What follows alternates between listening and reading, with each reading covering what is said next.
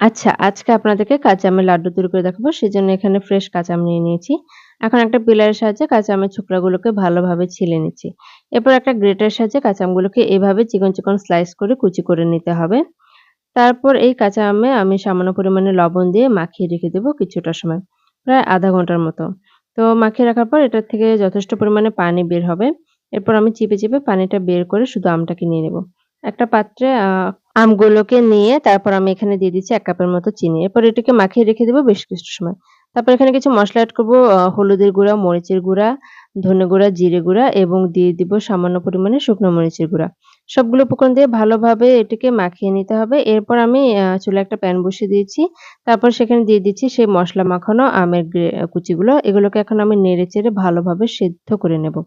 দেখতে পাচ্ছেন এর কালারটা কিন্তু অন্যরকম হয়ে এসেছে। যখন কালারটা দেখবেন এরকম হয়ে এসেছে আমটা ভাজতে, ভাজতে তখন বুঝবেন যে এটা লাড্ডু তৈরি করার জন্য একদম আ রেডি।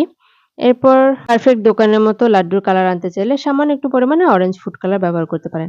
এখন আমি হাতে একটু সরিষার তেল মেখে নিয়েছি। তারপর এখানে কিছুটা আম হাতে নিয়ে এরকম গোল, গোল করে লাড্ডুর মতো শেপ দিয়ে নিচ্ছি। তো কেমন লাগলো আজকের এই কাঁচা আমের লাড্ডু রেসিপিটি? অবশ্যই একবার বাসায় তৈরি করে দেখবেন। এটা কিন্তু ইউনিক ধরনের একটা রেসিপি। এখন আমি আপনাদেরকে একটা ভেঙে দেখাচ্ছি। দেখতেই পাচ্ছেন এটা কতটা সুন্দর হয়েছে। তো কেমন লাগলো জানাবেন অবশ্যই।